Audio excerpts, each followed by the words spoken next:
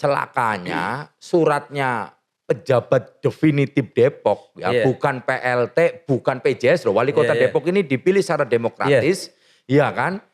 Tapi sampai detik ini rupanya suratnya dicuekin oleh PJ Gubernur, oleh orang yang menjabat hanya ditunjuk gitu loh. PJ aja ya? PJ itu mencuekin ini, aduh, belajar itu kan hak semua orang, bukan milik mereka yang intelektual. Rakyat harus mau belajar agar bisa menolong diri sendiri beserta keluarga.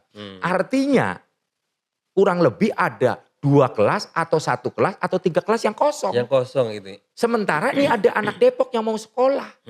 Ini ada bangku kosong. Lah, sebetulnya mudah solusinya. Podcast Depok nih.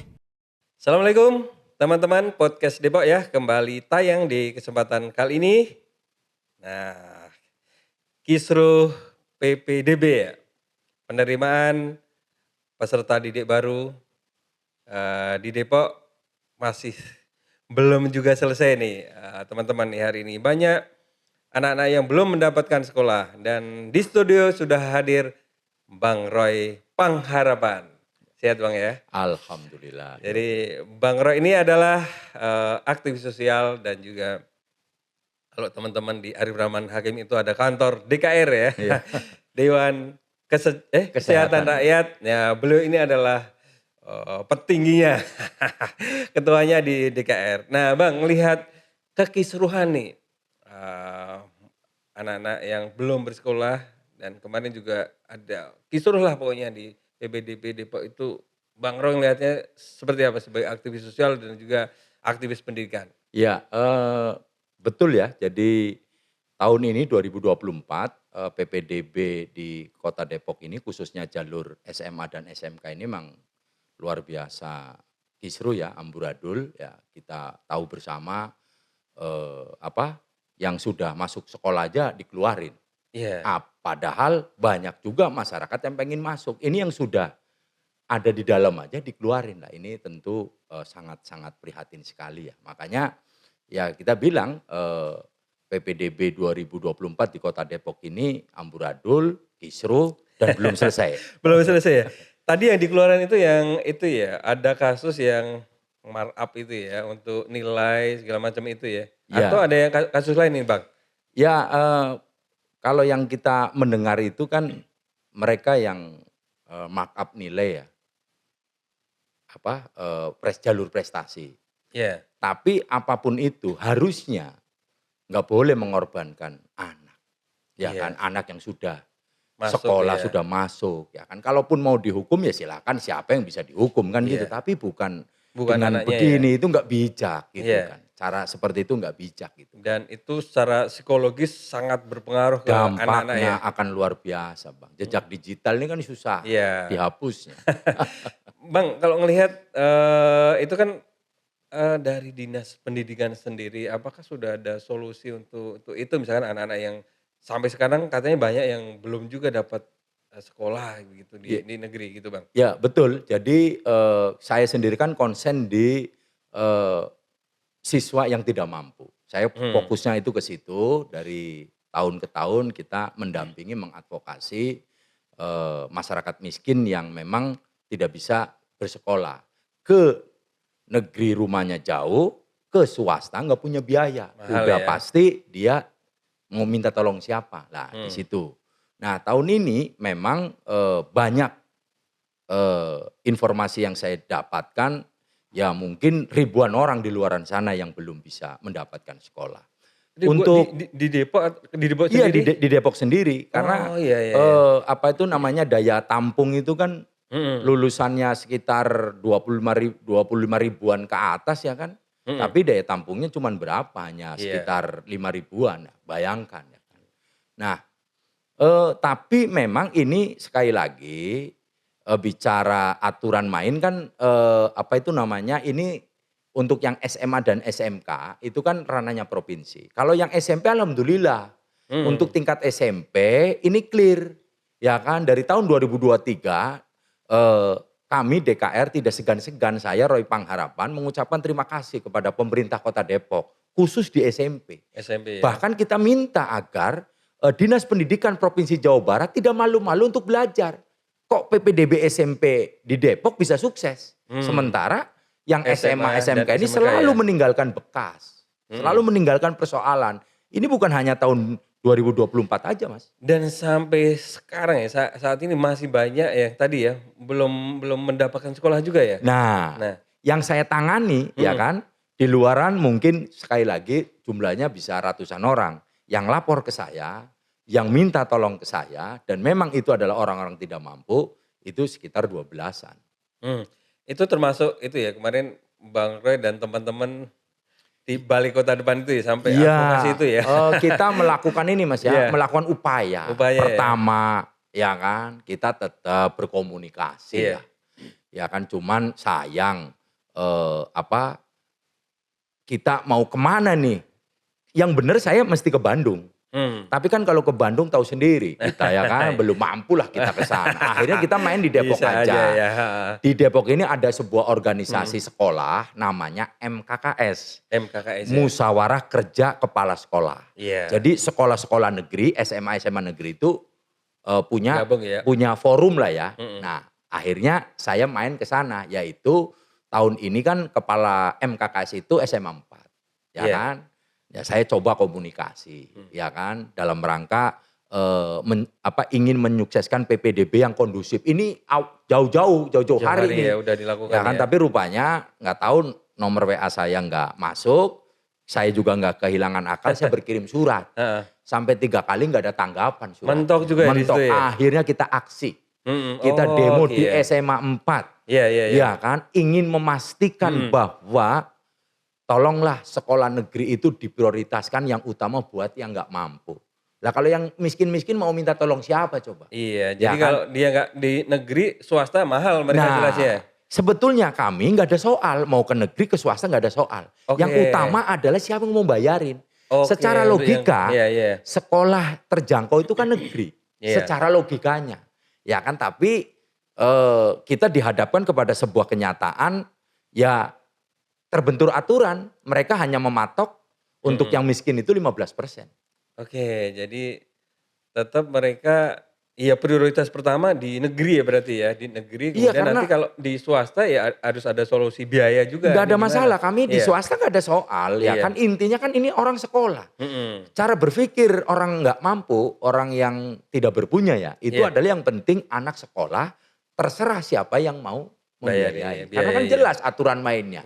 Fakir, miskin, dan orang terlantar itu dijamin oleh negara kan di konstitusi kita kan bunyinya seperti itu. Itu Bang, kalau dinas sendiri selama ini udah memberikan solusi apa tuh dinas pendidikan Kota Depok nih?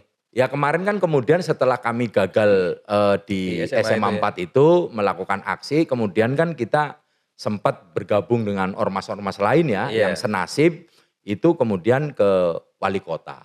Kita mendesak Pak Wali Kota ya kan, kemudian pada aksi tersebut diterima oleh oleh Dinas Pendidikan atas nama Wali Kota. Padahal kami sih maunya ketemu Pak Wali Kota langsung, ini anak-anak Depok, tinggal di Depok, sekolahnya ada di Depok, tapi belum bisa mendapatkan sekolah. Sampai saat ini ya? Iya, atas nama kewenangan itu bukan wewenangnya Wali Kota. Tapi kan ini anak Depok.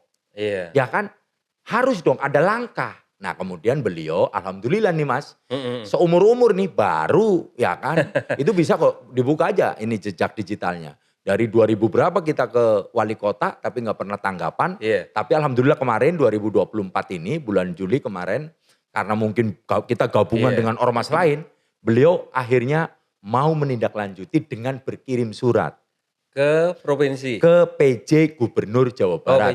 Sebagai penanggung jawab pendidikan tertinggi di Jawa Barat ini kan. Oh, itu sampai kapan itu nanti? Ini kan soalnya anak-anak kan sudah mau sekolah lagi. Iya, jadi celakanya suratnya pejabat definitif Depok ya, bukan PLT, bukan PJS loh. Wali Kota Depok ini dipilih secara demokratis, iya kan? Tapi sampai detik ini rupanya suratnya dicuekin oleh PJ Gubernur, oleh orang yang menjabat hanya ditunjuk gitu loh. PJ aja ya? PJ itu mencuekin ini, aduh nih saya nggak paham itu cara mikirnya. Padahal ini kan ada permintaan dari bawahannya, katakanlah kalau dibilang bawahannya. Harusnya segera direspon dong, dijawab secara tertulis. Ini sampai detik ini saya ngobrol itu saya belum dapat informasi apa-apa. Jadi maksudnya diterima atau belum juga nggak tahu, kemudian responnya juga Nggak belum tahu. ada ya. Iya, di Seperti ambangan apa gitu? sementara anak-anak makin kesini kan makin pengen sekolah. Iya. Apa harus nunggu korban ini? Iya. Itu kalau secara kuantitatif nih Bang, itu berapa siswa yang sudah misalkan sudah akhirnya dengan advokasi Bang Roy bisa oke diterima di sekolah ini. Kemudian ada berapa nih yang masih belum mendapatkan sekolah? Ya, kita Yang mengadu ya tentunya Iya, ya? kita mengedukasi itu ada sekitar 30-an lah ya. 30-an Tapi ya? kan mereka kita edukasi melalui jalur yang tersedia. Ada jalur zonasi, ada jalur miskin, ada prestasi. Lah ini yang tersisa, yang terpental gitu loh. Dia mau lapor siapa? Iya. Ya kan dia kemudian melaporkan ke saya, ya itu sampai detik ini belum mendapatkan Iya. sekolah. Berarti nanti kalau negeri memang nggak ada solusi, swasta pun problem tadi di biaya itu. Iya. Apakah ini misalkan sudah dikomunikasikan kalau di apa ya, pemerintah itu kan ada Basnas, kemudian lembaga-lembaga filantropi, zakat, infak gitu kan banyak ya di Depok itu. Apakah sudah dikomunikasikan dengan lembaga-lembaga itu ya Bang ya? Ya, jadi gini Bang, ini kan sebenarnya persoalannya mudah sebelum kita melibatkan tadi ya. Iya, heeh. Ini persoalan utamanya adalah satu, adanya korban yaitu Anak-anak anak itu ya, yang belum dapat sekolah. sekolah ya. Yang kedua, persoalan utamanya adalah sekarang sekolahnya ada enggak? Ruang kelasnya ada enggak? Mhm. Kursinya ada enggak? Nah, setelah dicek itu ada. Ada ya ternyata? Karena Mhm. selama ini ya kan pengajuan rombongan kelas itu kan ada 12 kelas. Iya. Ya kan ada yang satu kelas isinya 40, ada yang 38, ada yang 43. Ini berdasarkan data 2023. Iya. Nah harusnya kan hari ini bisa, tapi mereka terkunci oleh sistem di mana dia hanya maksimal 36. Oke. Yang kedua hanya melaporkan para sekolah-sekolah itu maksimal itu 9 kelas.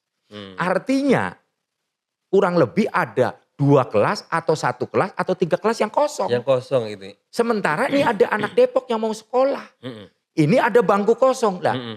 sebetulnya mudah solusinya. Iya, jadi sebenarnya ruang solusi itu ada ya? Ada. Sebelum melibatkan tadi itu ya kan. Iya.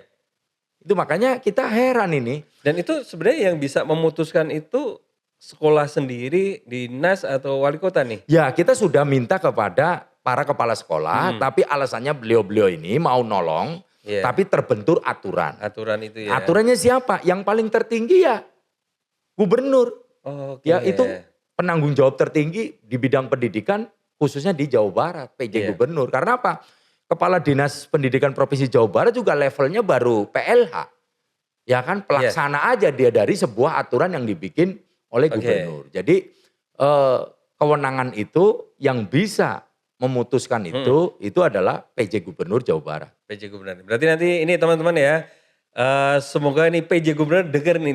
Nah itu Di harus. podcast Depok nanti tolonglah itu advokasi apa anak-anak itu kan pengen sekolah. Mereka berikanlah keadilan kepada anak-anak ini untuk bisa bersekolah baik di negeri maupun swasta tidak masalah. Yang penting sekolah gitu ya. Iya, jadi kan gini Mas, ini secara kalau kita mau menurunkan ego ya. Iya. Betul ini peraturan sudah dikeluarkan. Iya. 36 apa itu namanya per kelas, Per kelas, ya kan? Tapi kan peraturan ini dilihat dong kenyataannya seperti apa, bisa nggak dilaksanakan? Iya. Wong ini masih ada anak yang pengen sekolah. Iya. Sementara 2023 dan ke belakangnya bisa 38. Berarti kan satu Iya. kelas bisa nambah 2. Dua ya. Nah kalau 9 kelas misalnya yang Iya. seperti mereka yang ajukan, kan tinggal ngaliin aja. Berapa sekolah segala Nah, bisa tinggal berapa menampung sekolah. Dan Kan itu solusinya selesai. Sangat-sangat mudah. Makanya Sangat mudah. ini kenapa dibikin Ribet ya? susah. Padahal kan Iya, iya. visi misinya Pak Jokowi itu kan kalau bisa dipermudah, Ngapain? kenapa dipersulit? Ini jelas loh, bangkunya ada. Makanya ayo Pak Gubernur Jawa Iya. Barat, kalau bisa ayo kita survei ke sekolah. Ada nggak nih bangkunya? Iya. Ada nggak nih ruang kelasnya? Gitu loh. Jadi sebetulnya Mas Bang Yon ini, Iya. ini mudah banget penyelesaiannya. Kayak PJ Gubernur lagi sibuk mau nyalon kayak ini Bang. Nah ini saya nggak ngerti ya kan, tapi please lah tidak Iya, iya. tidak kesana kemari ya kan. Kita fokus ini bagaimana Pak PJ ya kan peraturannya Anda itu memakan korban. Sampai detik ini anak belum sekolah. Itu nggak bijak. Oh ya, oke Bang. Itu kita tunggu dulu ya. Nanti penjelasannya seperti apa. Sekarang ke ini Bang, DKR itu. Nah, sejauh ini kan Bang Roy sebagai ketuanya pasti banyak program yang advokasi, kemudian kesejahteraan, kemudian perbaikan Kota Depok dan lain sebagainya. Nah programnya sejauh ini sudah ngapain aja Bang? Ya, Dewan Kesehatan Rakyat ini kan diinisiasi oleh Departemen Kesehatan tahun 2008. Waktu itu belum kementerian. Waktu itu belum kementerian. Oke. Ya kan namanya masih Departemen Kesehatan. 2008 di bawah pimpinan Ibu Dr. Siti Fadila Supari. Beliau sebagai Menteri Kesehatan, ya kan berinisiatif untuk mendirikan namanya Dewan Kesehatan Rakyat sebagai alat perjuangan masyarakat untuk bisa mengakses pelayanan kesehatan yang waktu itu masih sangat sulit kan. 2008 itu. 2008 ya. Nah, alhamdulillah zaman Bu Siti Fadila itu kita diperkenalkan yang namanya Jamkesmas. Jaminan Kesehatan Masyarakat. Masyarakat nggak perlu bayar iuran, tapi kalau sakit ditolongin gratis. Nah, tapi kan itu baru tataran kebijakan. Sementara implementasi di lapangan kan belum ya. Para petugas ini kaget. Saya aja pegawai yang dipotong gajinya suka ada masalah di rumah sakit. Nah ini kok rakyat nggak bayar 0% pengennya kok gratis. Nah padahal itu duitnya ada anggaran pemerintah. Itu dulu belum BPJS belum ya? Belum, masih Jamkesmas. Jaminan Kesehatan Masyarakat 2008. 2010-an ya? BPJS itu 2014. 14 ya? 1 Januari 2014. Nah itu jadi program utamanya adalah DKR itu membantu tugas-tugas pemerintah di bidang kesehatan karena pemerintah sadar diri aparatnya terbatas. Sementara kita kan bisa menjangkau sampai ke pelosok-pelosok. Dan sejauh ini apa tadi advokasi yang sudah dilakukan kan selain kesehatan kan tadi di pendidikan juga kemudian di sosial Bang. Jadi fokus kami itu kan di pemberdayaan masyarakat agar mereka mengerti tentang apa itu namanya perilaku hidup bersih dan sehat. Kita memberikan penyuluhan kesehatan lah.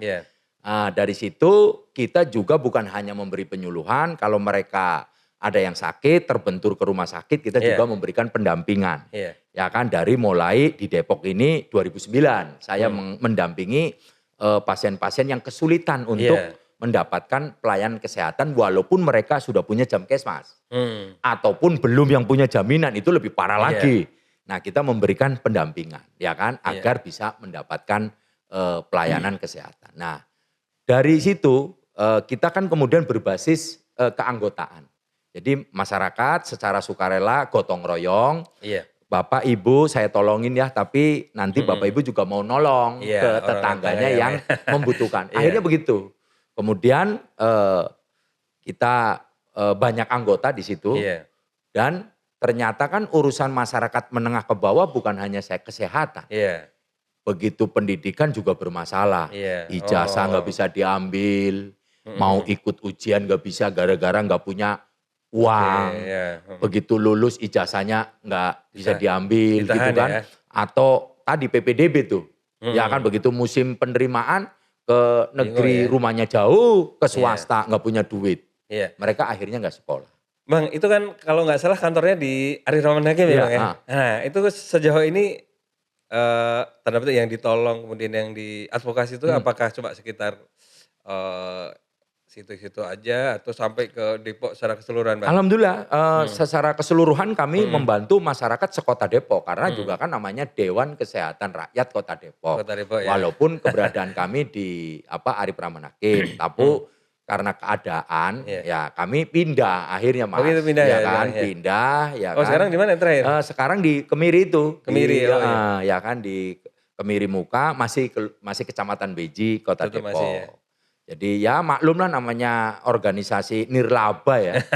Jadi sesuai dengan kemampuan kita ya kan mampu kita nyewa di depan ya sekarang di belakang. Oh ya itu Bang itu jadi bentuknya ormas atau LSM ini di KR ini? Ya, kami itu organisasi masyarakat. Walaupun pengertian pemahaman LSM dan ormas hari ini sesuai dengan Undang-Undang Ormas nomor 17 itu udah sama aja gitu. Tapi yang membedakan sebetulnya kan kalau organisasi masyarakat itu kan jelas namanya juga organisasi masyarakat berarti punya masyarakat, punya anggota, kantornya jelas, sekretariatnya jelas, dan yang paling penting program kerjanya juga jelas berdasarkan keinginan anggota. Kalau LSM? Nah kalau LSM saya nggak tahu itu. Ya kan makanya saya nggak mau disebut LSM. Oh ya kan? ormas ya. Karena setahu saya LSM ya anggotanya ya cuma sendiri-sendiri ya. Ya begitulah ya. Bang kalau saya lihat itu loh kemarin kan sempat Bang Roy Pengharapan. Posternya ada di mana-mana. Saya kira orang Batak gitu loh Bang. Ya. Pengharapan itu ternyata pakai peci nih. Ya, saya pertama orang Indonesia. Kalau lahirnya di mana? Saya di Brebes, Jawa Tengah. Orang Brebes. Jadi Roy Pengharapan itu orang Brebes, Jawa Tengah. Orang Brebes ya. Ya orang kadang memang terjebak, suka lihat nama saya, lihat tampangnya, ini pasti luar Jawa gitu. Tapi saya orang Brebes, Jawa Tengah. Orang Brebes ya. Kok nama Pengharapan? Kirain itu marga itu apa gitu? Brebes saya itu selatan, perbatasan dengan Jawa Barat. Jadi nama Pang itu artinya paling. Pang hebatna, pernah denger ya? Pang hebatna, pang sugina, pang kayana. Pang itu paling kaya, paling hebatnya. Karena saya anak nomor 1, orang tua saya memberi nama Harapan. Pang Harapan, paling diharapkan. Paling diharapkan. Ya, minimal harapannya keluarga. Kalau kemudian hari ini jadi harapannya masyarakat, itu takdir. Takdir ya itu ya. Ternyata ya teman-teman ya, kita baru tahu nih. Mungkin teman-teman juga baru tahu nih. Iya pasti saya dibilangnya luar Jawa aja luar gitu. Jawa ya. Itu ya teman-teman, tadi ternyata luar biasa juga nih kiprahnya Bang Roy ini ya. Selain tadi advokasi, kemudian atau ini kan udah mau pilkada nih, jangan-jangan mau nyalon nih Bang. Itu kejauhan. Wali kota ya. Ya akhirnya kita ngurusin level yang sedikit pendidikannya nggak selesai. Boro-boro ngurusin pilkada. Kan. Secara moral kok kayaknya saya ini kurang pas ngomong itu. Karena urusan pendidikan aja belum selesai. Saya sedih Mas. Kalau kita misalnya jalanan rusak ya kan. Harga sembako pada naik, BBM naik, mungkin masih bisa nerima ya. Tapi kalau anak belum sekolah, saya cukup bisa merasakan perasaan orang tua yang hari ini anaknya belum mendapatkan sekolah. Rasa-rasanya kok saya nggak pas ngomongin tadi itu. Wah, berarti clear ya fokus pendidikan, nyalon ya, fokusnya 2024 ya. Kita fokusnya di bidang sosial ini, mau melawan kesehatan dan pendidikan. Bang IBH dan Supian Suri. Ya itu kejauhan lah, itu kayaknya nggak mungkin. Itu ya teman-teman ya, tadi untuk dalam waktu dekat ini nih Bang, program yang tadi ya, ke masyarakat apalagi ya yang keren nih Bang nih? Ya pertama jelas kami tetap mengedukasi di bidang kesehatan. Karena kemarin pengalaman COVID-19 itu sangat-sangat luar biasa. Apa pelajaran yang terpenting bahwa kita harus mau belajar. Iya kan, kalau nggak belajar kita akan diombang-ambingkan oleh keadaan. Intinya dari COVID-19 itu saya simpulkan ya kita harus tahu. Dan belajar itu kan hak semua orang. Bukan milik mereka yang intelektual. Rakyat harus mau belajar. Agar bisa menolong diri sendiri beserta keluarga. Jadi kita pergencar edukasi. Jangan gampang-gampang kemakan hoak. Khususnya bicara soal kesehatan. Itu aja sih Bang. Jadi bagaimana PHBS ya, perilaku hidup bersih dan sehat. Olahraga menjadi sebuah kebutuhan kita. Itu terus kita gencarkan. Ya kan di dalam program-program kita. Karena memang dari awal kan DKR diniatkan untuk membantu tugas pemerintah. Walaupun di Depok dimaknai sebagai oposisi. Ya saya juga nggak ngerti itu. Kenapa saya juga bingung itu. Oh berarti support Pemkot sejauh ini gimana itu Bang? Ya mohon maaf ya kalau pemerintah kota Depoknya langsung ya kan. Ya kita belum pernah. Tapi kita paling saya nggak ngilang-ngilangin paling melalui jalur aspirasi ya dari dewan. Ya kan dari dewan memberikan bantuan ke DKR karena perjuangannya real. Ya kita juga untuk perkegiatan ya misalnya untuk perayaan Hari Kesehatan Nasional. Ya kita menyelenggarakan itu dari mulai senam massal, jalan santai. Ya intinya bagaimana supaya kita sehat. Iya. Tapi kalau dari pemerintah Kota Depok ucuk-ucuk memberi bantuan ya kan, itu sih nada-nadanya belum. Belum ya. Kecuali dari Pak Dewan itu. Pak Dewan yang simpatis sama perjuangannya DKR, ya membantu. Iya. Supportnya dari situlah. Berarti dan untuk pendidikan juga konsen ya Bang ya? Iya karena gini Bang, kita memang berbasis kepada anggota. DKR itu kan basisnya anggota. Ya memang kita fokus di soal kesehatan. Tapi begitu masalah pendidikan, mereka juga punya masalah. Punya masalah juga ya? Tadi masalah tahunan. Apa? Soal PPDB. Ke negeri rumahnya jauh, ke swasta nggak punya biaya. Nah, mereka lapor. Sebagai pimpinan, masa saya dilaporin saya menolak. Diam aja pertama. gitu ya. Yang kedua, masyarakat juga seiring dengan perjalanan DKR membantu anggotanya di bidang pendidikan, mereka juga minta tolong juga. Ya kita siap. Di luar anggota ada yang minta tolong, kita siap. Ya selama ini kita begitu. Wah berarti itu memang keberadaan lembaga Abang itu ya istilahnya apa ya, masyarakat dibutuhkan gitu loh Bang. Dibutuhkan masyarakat dan mereka kadang bingung juga. Aduh ada masalah ini larinya kemana nih gitu kan. Karena hari ini Bang, hari ini masyarakat yang nggak punya teman pejabat itu udah pasti sial dah. Nggak punya teman pejabat, nggak punya teman LSM, ormas, wartawan, ya kan pokoknya sial aja urusannya. Ya minimal punya teman ormas lah gitu. Ada solusi, ada jalan keluar. Sesulit apapun masalahnya. Oke Bang, dan jangan ragu Bang, podcast Depok insya Allah kita juga bantu juga Bang. Amin. Jadi kita bantu ya minimal kita menyambungkan lah gitu aspirasi teman-teman yang harapannya kita didengar oleh stakeholder pemerintah, kemudian akhirnya bisa memberikan solusi terbaik buat adik-adik ya, buat teman-teman yang siswa yang mau sekolah, mereka mendapatkan keadilan di bidang pendidikan. Gitu Bang. Bang, udah banyak nih yang kita obrolin ya. Luar biasa nih peran Bang Roy untuk kemajuan Kota Depok ya di bidang pendidikan dan kesehatan tentunya. Nah sekarang harapannya nih Bang, buat Pemkot Depok dan juga nanti untuk PBDB itu bisa selesai. Silakan Bang. Ya, yang jelas terkait yang mendesak ini itu adalah PPDB SMA SMK 2024. Saya mohonlah kepada Pak Gubernur Jawa Barat ya, PJ Gubernur Jawa Barat sebagai penanggung jawab tertinggi di bidang pendidikan agar segera memberi solusi. Ya memang mungkin peraturan sudah terlanjur digulirkan, tapi keadaan di lapangan itu kan sangat mudah sebetulnya kalau memang Pak Gubernur mau lebih sedikit berpihak kepada kepentingan anak-anak. Karena apa Pak?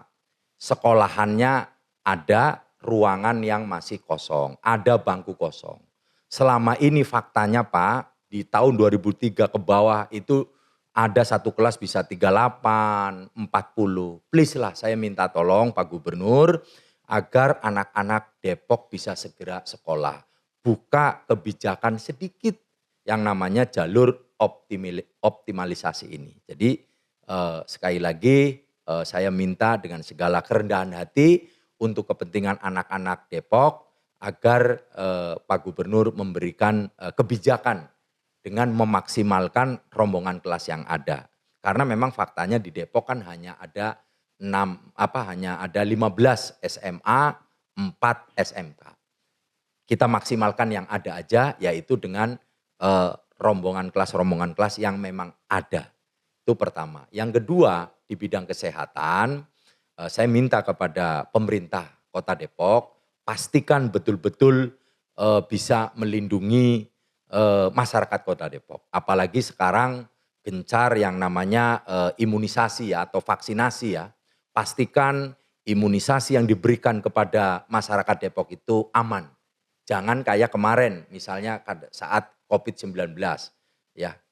Vaksinnya banyak merek sampai akhirnya ada pabrik yang mengatakan setelah sekian tahun menyuntikan baru dia bilang ada efek samping lah. Ini sekali lagi ini pelajaran bagi kita semua.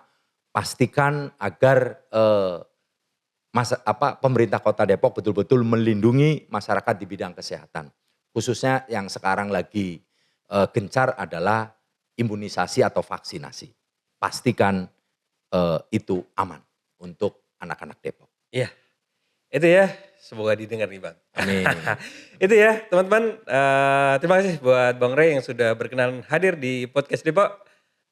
Salam buat teman-teman ya, dan tetap semangat Bang untuk mengadvokasi dan demi keadilan di bidang kesehatan dan pendidikan di Kota Depok. Itu ya teman-teman, podcast Depok di kesempatan kali ini. Sampai ketemu di podcast Depok berikutnya. Suara Depok, podcast Depok.